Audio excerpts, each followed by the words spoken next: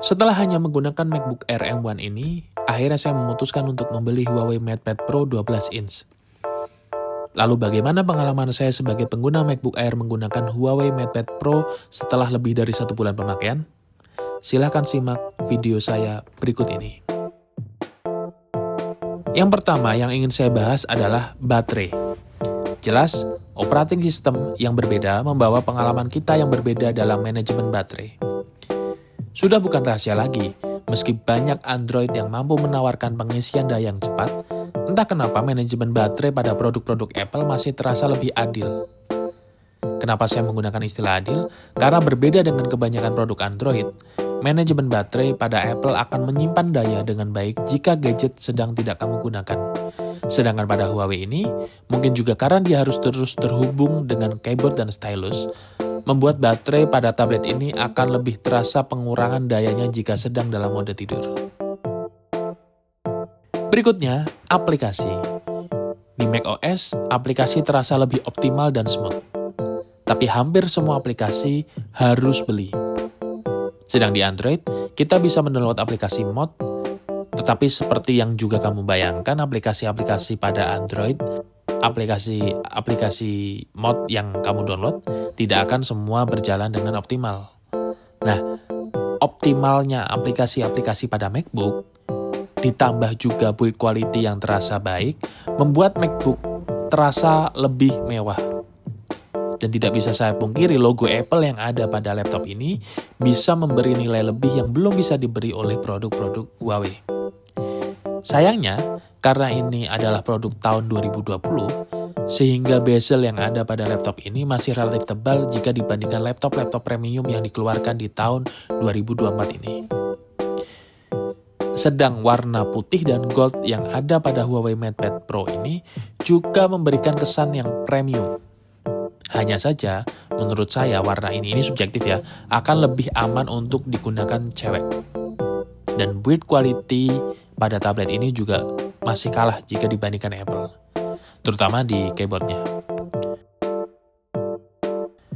Lalu kita menuju pada aspek yang paling menyenangkan dari kedua benda ini, yaitu apa? Suara.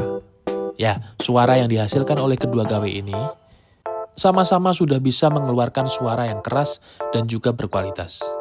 Hanya saja, keduanya memiliki sedikit karakter yang berbeda.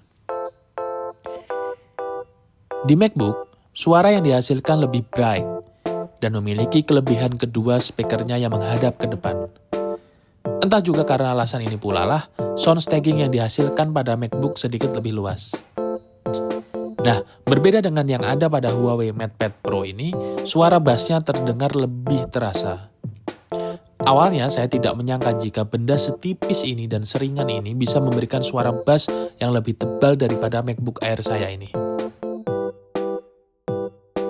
Dan inilah alasan utama mengapa saya akhirnya mengganti MacBook saya dengan Huawei MatePad Pro ini. Meskipun sebenarnya saya lebih suka mengetik di MacBook Air, keperluan saya untuk mencoret-coret ini membuat saya ingin beralih ke tablet.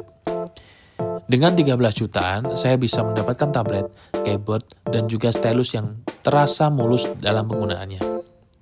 Tetapi sekali lagi, tidak bisa dipungkiri, mengetik pada MacBook Air terasa lebih gurih daripada menggunakan keyboard tablet Huawei ini. Terakhir, tidak lupa tentang ekosistem. Meskipun saya menggunakan HP iPhone 15 Pro Max sebagai satu-satunya daily driver saya, karena faktor harga dan kualitas yang masih bersaing, saya justru menggunakan barang-barang dari Huawei untuk menemani aktivitas saya, seperti smartband, IM, dan juga smartwatch.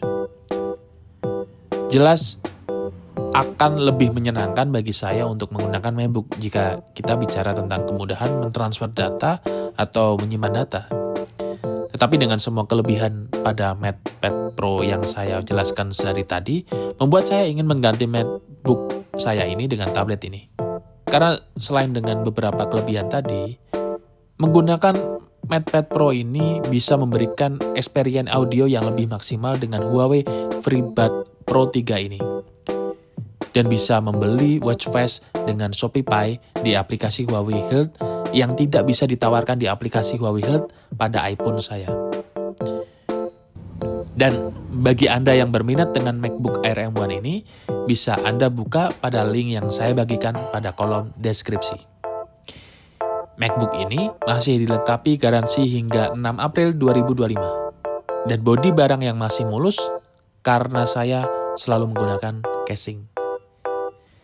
Dan itu pengalaman saya menggunakan kedua gawai ini. Semoga informasi di atas bermanfaat. Terima kasih.